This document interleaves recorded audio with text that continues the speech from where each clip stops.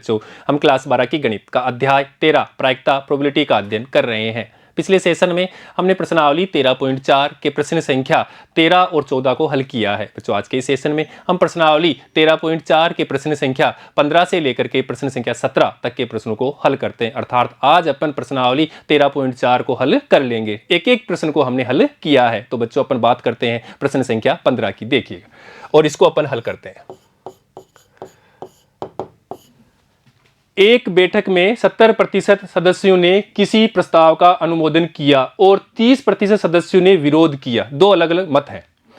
एक सदस्य को यादृच्छा चुना गया और यदि उस सदस्य ने प्रस्ताव का विरोध किया हो तो x 0 है। यहाँ पे अर्थात यादृच्छिक चर का मान दे रखा है, हमें दिमाग लगाने की जरूरत नहीं है। x बराबर 0 है, इसका मतलब भी यहाँ पे दे रखा है और x का 0 दे रखा है। आगे कह रहा है जबकि यदि उसने प्रस्ताव का अनुमोदन किया हो तो x का क्या है 1, अर्थात यहाँ यादृच्छिक चर का मान 0 और 1 हमें दिया है और 0 का मतलब प्रस्ताव का विरोध किया और x का मतलब यहाँ पे प्रस्ताव का अनुमोदन किया और इनकी प्रायिकता के लिए हमें यहाँ पे दे रखा है। अब आगे कह रहा है कि EX और EX हम जानते हैं क्या होता है, माध्य, जिसको हम प्रत्याशा भी कहते हैं, ये भी ध्यान रखिएगा। उसके बाद में VARX ज्ञात कीजिए और ये क्या होता है प्रसरण, जिसको अपन VARX अर्थात वेरिएंस x अर्थात जान से जानते। तो बच्चों, इसको अपन सोल्व कर लेते हैं। देखिए कैसे इसको अपन सोल्व करते हैं। इजी क्वेश्चन है, देखिएगा। पहले हमारे पास है x बराबर 0 और x बराबर 0 के लिए हमें कह रखा है कि सदस्य ने प्रस्ताव का विरोध किया है, अर्थात प्रस्ताव का विरोध।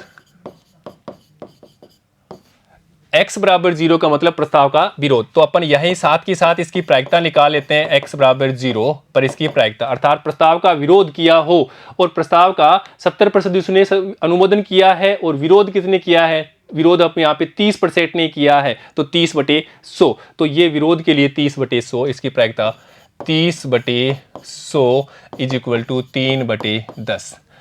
अब अपन बात करते हैं x बराबर 1 अर्थात यादृच्छिक चर 1 और 1 के लिए यहां पे कह रखा है प्रस्ताव का अनुमोदन। तो यहां लिखेंगे प्रस्ताव का अनुमोदन, समर्थन किया है उसने और यहां पे विरोध किया था और समर्थन करते हैं तो इसकी प्रायिकता भी अपन साथ के साथ ही ले लेते हैं। और सर यहाँ पे 70% सदस्यों ने क्या किया, उसका समर्थन किया, अर्थात प्रायिकता 70/100 इज इक्वल टू 7/10। अब आगे बात करते हैं प्रायिकता बंटन की, अर्थात यहाँ पे देखिए ये अपने x और उसकी संगत प्रायिकता px। तो x बराबर 0 और x बराबर 1, तो x बराबर 0 पे 3/10 और यहाँ पे 7/10। ये हमारे पास दो ही मान थे, ये अपने पास तीसरा मान नहीं है तो रहने देते हैं, इसको अपन मिटा देते हैं। तो ये अपने पास में प्राप्त हो गया प्रायिकता बंटन। प्रायिकता बंटन बनकर तैयार हो गई। अब हमें निकालना है EX और EX को ये अपन कहते हैं माध्य या इसी को अपन कहते हैं प्रत्याशा। ये सारे नाम याद रखिएगा क्योंकि एग्जाम में अगर ऐसा आ गया जैसे यहाँ पे दिया है EX तो अपन जानते हैं इसका मतलब माध्य, अगर ये दे दिया तो अपन जानते हैं यही होता है। अर्थात इसका फॉर्मूला भी अपन जानते हैं, EX इज इक्वल टू जोड़ है i बराबर 1 से n तक xi और उसकी संगत प्रायिकताओं का गुणा और उसका योग। अर्थात इसको देखते हैं बंटन को, तो देखिएगा प्राप्त हो जाएगा। इसको गुणा करना है तो 3/10 इंटू 0 प्लस 1 गुणा 7/10 is equal to 7/10 is equal to 0.7। तो ये अपने पास प्राप्त हो गई माध्य इज इक्वल टू 0.7। ये अपने माध्य प्राप्त कर लिया। अब आगे कह रहा है कि हमें उसका प्रसरण भी निकालना है, अर्थात प्रसरण भी निकालना है, VARX भी निकालना है, वो होता है EX का स्क्वायर माइनस माध्य का होल स्क्वायर। अर्थात अब हमें ये वैल्यू निकालनी है और इसके लिए यहाँ पे देखो बंटन ही देख लेते हैं, अर्थात ये निकालते हैं। अर्थात तो पहले तो हमें x का स्क्वायर करना है, फिर इससे गुणा करना है, तो 0 का स्क्वायर 0 रहेगा, तो ये 0 इंटू 3/10 अब देखो प्लस 1 का स्क्वायर 1 ही रहेगा, प्लस गुणा करना है 7/10 से, तो ये 0 हो गया, तो यहाँ पे भी 7/10 इज इक्वल टू 0.7 अपने पास प्राप्त हो गया इसका मान। अब देखो ये मान यहाँ पे रखेंगे और इसका स्क्वायर करके वहाँ पे रख देंगे, तो देखिएगा इसलिए VAR अर्थात वेरिएंस एक्स प्रसरण का मान अपने पास प्राप्त होता है EX² माइनस EX इस पूरे का होल स्क्वायर। तो ये मान तो यहाँ से रख देते हैं, तो 0.7 माइनस अपन वहाँ पे इसका स्क्वायर करते हैं 7 का स्क्वायर, तो देखिए ये मान अपने पास प्राप्त हो जाएगा 0.49 और इसको अपन घटा देते हैं, तो यहाँ पे देखो ये है अपने पास में 0.7 और यहाँ पे 0.49, तो ये 0 है, तो यहाँ पे हो जाएगा 1 और यहाँ पे 6 तो 2, तो अपने पास यहाँ प्राप्त हो जाएगा 0.21। तो ये अपने पास क्या प्राप्त हो गया, ये अपने पास प्राप्त हो गया प्रसरण, और यही हमें पूछा है प्रसरण अर्थात जिसको अपन वेरिएंस अर्थात VAR से रिप्रेजेंट करते हैं x इक्वल टू 0.21 और यही हमारा आंसर है। तो इस प्रकार अपन क्वेश्चन को जल्दी भी सोल्व कर सकते हैं। अगर यहाँ पे डाटा क्या दे रखे थे, इजी दे रखे थे अर्थात कैलकुलेशन कम थी, तो अपन इसको जल्दी सोल्व कर सकते हैं। तो ऐसे क्वेश्चन एग्जाम में आ सकते हैं या ऑब्जेक्टिव टाइप क्वेश्चन आ सकते हैं, क्योंकि यहाँ पे कैलकुलेशन थोड़ी कम है। बस हमें फॉर्मूला माध्य का फॉर्मूला आना चाहिए, उसके बाद में हमें प्रसरण का फॉर्मूला आना चाहिए, वैल्यू कैसे पुट करते हैं वो आना चाहिए और आंसर आ जाता है। ठीक है बच्चों, नेक्स्ट बात करते हैं क्वेश्चन संख्या 16 की। तो क्वेश्चन 16 को अपन हल करते हैं और ये क्वेश्चन अपना ऑब्जेक्टिव टाइप क्वेश्चन है और इसको अपन हल करते हैं।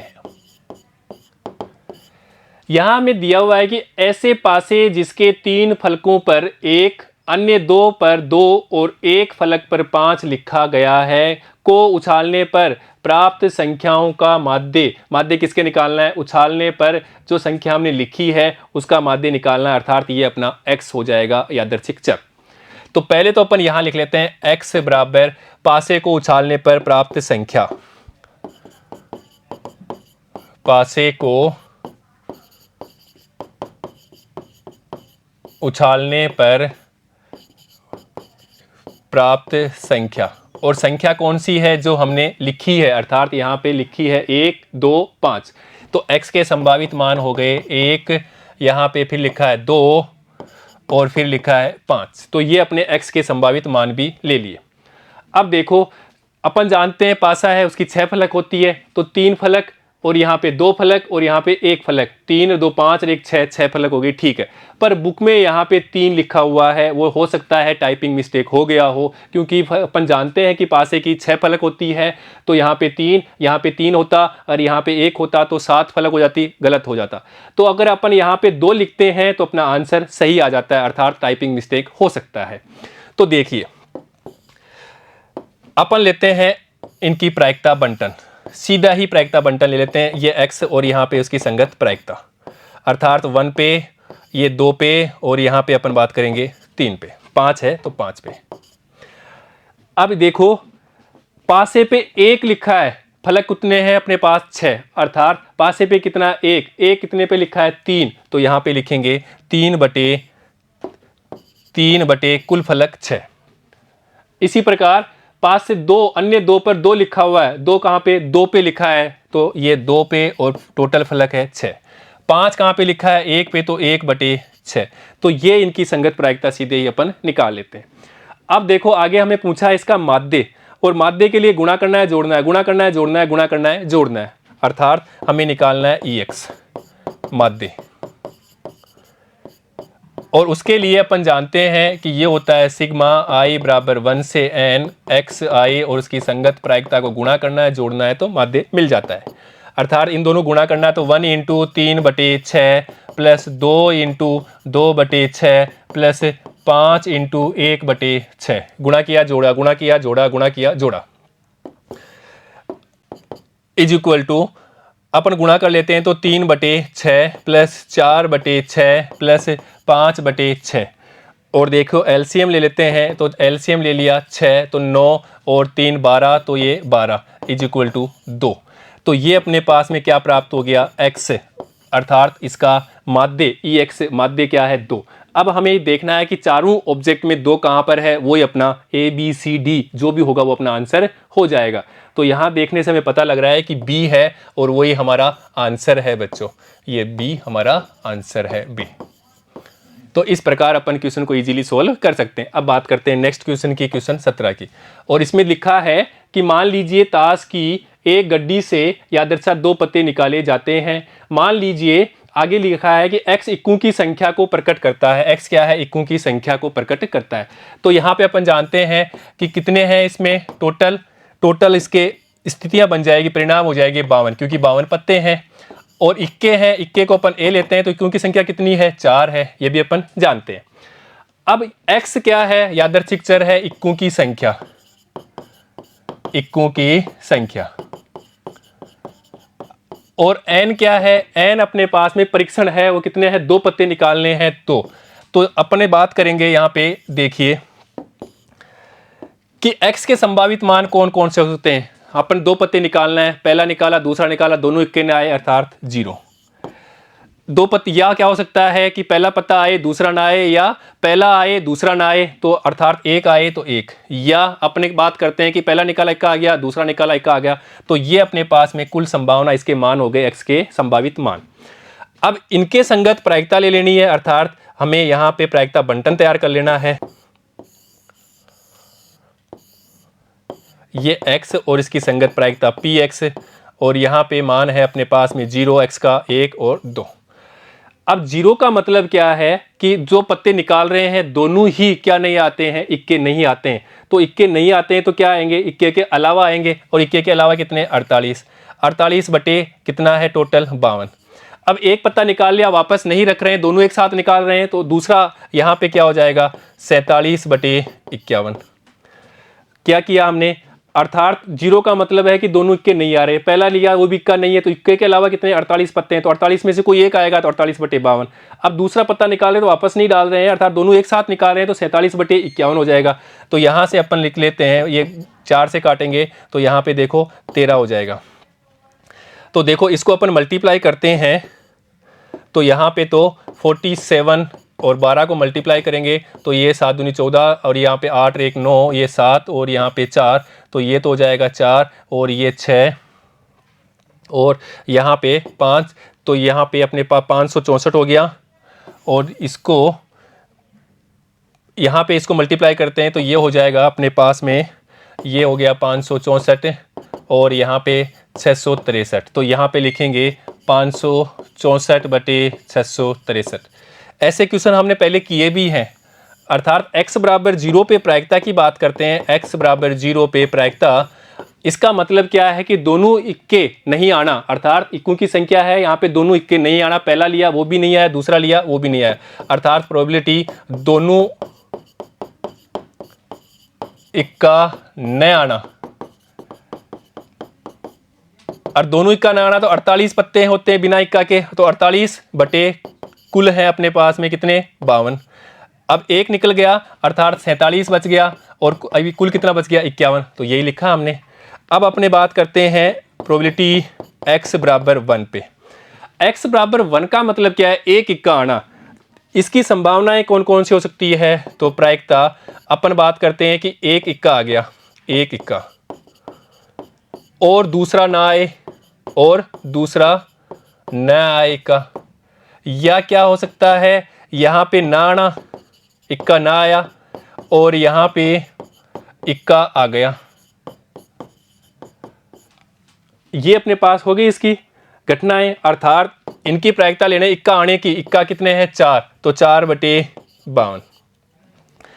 और के लिए गुणा इक्का न आना, इक्का क्या है, दूसरा इक्का न आना, तो दूसरा पत्ता कौन सा है, 48 पत्ते हैं तो 48। अब इक्का आ गया तो यहाँ पे कुल तो कितना बचेगा, 51, प्लस इसी प्रकार इक्का ना आना, अर्थात 48 में से कोई एक आएगा, 48 बटे 52। अब 48 में से एक आ गया तो 51 बच गया, और इक्के कितने हैं, 4, तो यहाँ 4 बटे 51। यहाँ से काटेंगे तो ये 13, और यहाँ से भी काटेंगे तो ये कट जाएगा 13। तो देखिए अपने पास में इज इक्वल टू, यहाँ पे तो 48 प्लस 48, और ये हो जाएगा 48 अपॉन, इसको अभी किया है 663, प्लस यहाँ पे भी 48 बटे 663 इज इक्वल टू एलसीएम लेके इसको हल करते हैं तो ये मान प्राप्त हो जाता है अपने पास में इज इक्वल टू 8 दूनी 16, तो यहाँ पे 6 और यहाँ पे 1 हो जाएगा, 4 दूनी 8 1 9, 96/663 इज इक्वल टू, अगर इसको काटना चाहें तो काट देते हैं और नहीं तो अपन इसको ऐसे लिख लेते हैं। तो यहाँ पे ऐसे लिखें 96/663। अब बात करेंगे x बराबर 2, अर्थात यहाँ पे बात करेंगे प्रायिकता निकालनी है x बराबर 2, अर्थात प्रायिकता किसकी है, दोनों इक्का आना। तो ये तो एक ही संभावना होगी, दोनों इक्का आना, एक ही संभावना होगी, अर्थात अपन बात करते पहला भी इक्का है और दूसरा भी इक्का है। तो इक्के कितने हैं, 4, कुल कितने हैं 52, तो 4/52। अब इक्का 1 आ गया तो कितना बचेगा, इक्के 3, तो 3 में से 1 आना, तो 3 बटे और कुल 51। तो यहाँ पे अपने पास प्राप्त हो जाएगा 12, यहाँ से लिखेंगे तो ये भी 13 लिखेंगे, तो ये 3/663, अर्थात x बराबर 2, अर्थात दोनों इक्के आने की प्रायिकता 3/663, तो ये 3/663 प्राप्त हो गया। अब देखो, अब हमें क्वेश्चन में क्या पूछा है, आगे बात करते हैं। क्वेश्चन में हमें पूछा है, माध्य ही पूछा है, अर्थात इसको गुणा करना है, जोड़ना है, गुणा करना है, जोड़ना है, गुणा करना है और जोड़ना है। तो देखिए अपन कर लेते हैं माध्य, माध्य EX इज इक्वल टू, और ये होता है सिग्मा i बराबर 1 से लेकर n xi, और उसकी संगत प्रायिकता का गुणा करना है और जोड़ना है, अर्थात 0 गुणा, अब यहाँ पे लिखेंगे 564/663 प्लस 1 गुणा 96/663 प्लस, आगे देखिए 2 गुणा, तो यहाँ लिखेंगे 2 गुणा 3/663, ये तो 0 प्राप्त हो गया, प्लस अब देखो यहाँ पे अपन क्या कर सकते हैं, यहाँ पे अगर 3 से काटें तो 3 अपने काटेंगे तो 3 3 9, 3 दूना 6, और यहाँ पे 2 2 1, और यहाँ पे भी काटेंगे तो 2 2 1, तो यहाँ पे तो लिखेंगे 32/221, और यहाँ पे अपने पास में 2/221, तो ये प्राप्त हो जाएगा 34/221 इज इक्वल टू, अब इसको काटना चाहें तो कट जाएगा 17 से, 17 दूना 34 2 बार। अब यहाँ पे काटेंगे 17 एकम 17, फिर बच गया 5, तो 1 17 3 51, तो ये अपने पास में 2/13, अर्थात EX का मान, माध्य का मान अपने पास 2/13 प्राप्त हो गया, और यही हमारा आंसर है बच्चों। तो इस प्रकार अपन क्वेश्चन को सोल्व कर लेते हैं और यहाँ पे देखते हैं कि 2/13 जहाँ पे है वो अपना आंसर हो जाएगा। तो बच्चों आज हमने इस सेशन में प्रश्नावली 13.4 के प्रश्न संख्या 15 से लेकर के प्रश्न संख्या 17 तक के प्रश्नों को हल किया है, अर्थात आज हमने प्रश्नावली 13.4 को संपूर्ण रूप से हल कर लिया, अर्थात इनके सभी प्रश्नों को हमने अध्ययन किया है और सभी प्रश्नों को हमने बारीकी से भी देखा है। तो बच्चों हमने देखा यहाँ पे 13.4 में यादृच्छिक चर, यादृच्छिक चर अगर ये आता है जिसको अपन x से डिनोट करते हैं तो उसके बाद में हमें माध्य में कहीं समस्या नहीं आएगी, जिसको अपन EX से डिनोट करते हैं या इसको अपन प्रत्याशा भी कहते हैं, ये भी ध्यान रखना दोनों चीज। उसके बाद में हमें प्रसरण में इसको निकालने में भी कहीं समस्या नहीं आएगी, इसको अपन डिनोट करते हैं न्यू स्क्वायर x से या VAR x से, ये भी ध्यान रखा करो। और उसके बाद में अपन निकाल सकते हैं इसका मानक विचलन।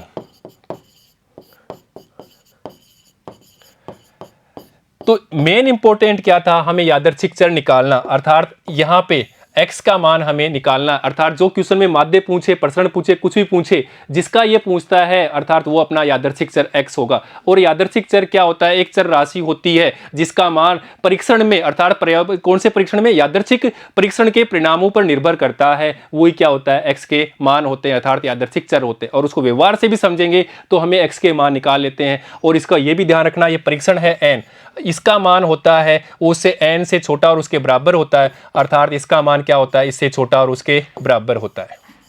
तो इस प्रकार से अपन इसको सोल्व कर लेते हैं। अर्थात यहाँ पे n का मान क्या होगा, 3 है, तो यहाँ पे 3 होगा, तो x का मान क्या हो जाएगा, 3 से छोटा 0 भी होगा, 1 भी होगा, 2 भी होगा और 3 भी, क्योंकि 3 के बराबर भी है। तो ऐसे भी अपन निकाल सकते हैं x के मान। तो बच्चों क्वेश्चन को पढ़ने से हमें पता लग जाता है कि आदर्शिक चर कौन सा है, इसकी परिभाषा हमें अच्छी तरह से आती है और इसको अपन क्वेश्चन को सोल्व करते हैं तो और अच्छे से हमें ये समझ में आ जाएगा।